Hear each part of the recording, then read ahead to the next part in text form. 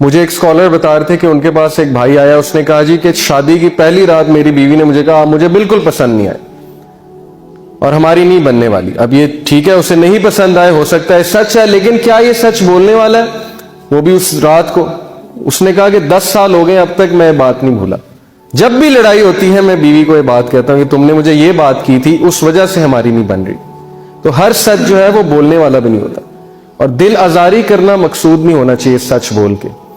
اب کسی نے آپ کے بارے میں کوئی بات کی ہے جی کہ وہ تو ایسا ہے, وہ تو ویسا ہے, اب میں اسے جا کے بتا دوں کہ انہوں نے آپ کے بارے میں یہ بات کی ہے کہ آپ تو ایسے ہیں, آپ تو ویسے ہیں.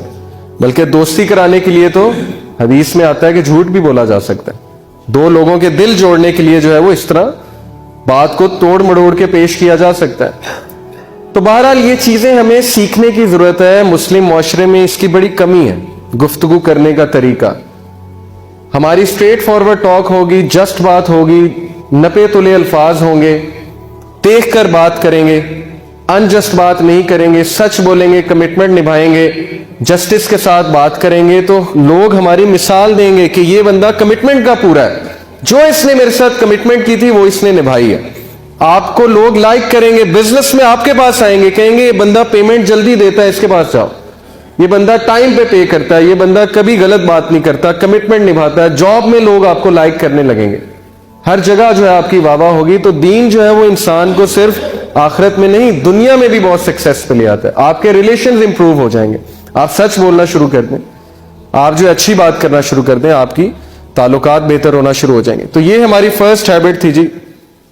یہ کچھ لوگوں کی جو زبان ہے نا وہ اس طرح سے چلتی ہے کینچی کی طرح, اور وہ لوگوں کی دل آزاری کرتے پھرتے ہیں, اور بہانہ کیا ہوتا ہے جی کہ میں سچ کہہ رہا ہوں. یہ چیز جو ہے ہمیں نہیں کرنی, ہمیں بہت دیکھ کے جو ہے بات کرنی, کیونکہ اللہ کے نبی صلی اللہ علیہ وسلم کی حدیث ہے کہ سب سے زیادہ پختہ ایمان, سب سے زیادہ کمپلیٹ ایمان کن لوگوں کا ہے؟ Those who are the best in their character, جو لوگ اپنے کردار میں بہترین ہیں, جن کا کردار بہت بہترین ہے. Those who are easy to socialize with, جن سے لوگ فخر محسوس کریں بات کرتے ہوئے, جن سے لوگ گھبرائیں نہ بات کرتے ہوئے, اس کے غصے سے, اس کے مزاج سے.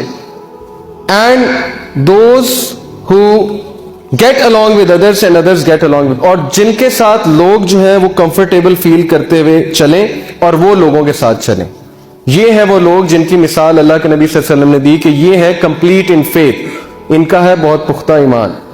تو ہمیں اس طرح بننا ہے انشاءاللہ. ایسا نہ ہو کہ لوگ ہم سے بات کرتے ہوئے گھبرائیں, لوگ ہماری زبان کے فتنے سے جو ہے وہ ہمیں ملنا چھوڑ دیں. کئی ایسے لوگ ہیں جن سے لوگ نہیں ملتے. کیوں نہیں ملتے؟ ان کے زبان کے فتنے کی وجہ سے. اور اللہ تعالیٰ ایسے انسان سے ناراض ہوں گے قیامت والے دن.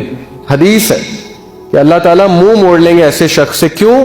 کیونکہ یہ وہ شخص تھا جس سے لوگ ملتے ہوئے گھبراتے تھے, بیٹھتے ہوئے گھبراتے تھے. کیوں؟ اس کے زبان کے فتنے کی وجہ سے.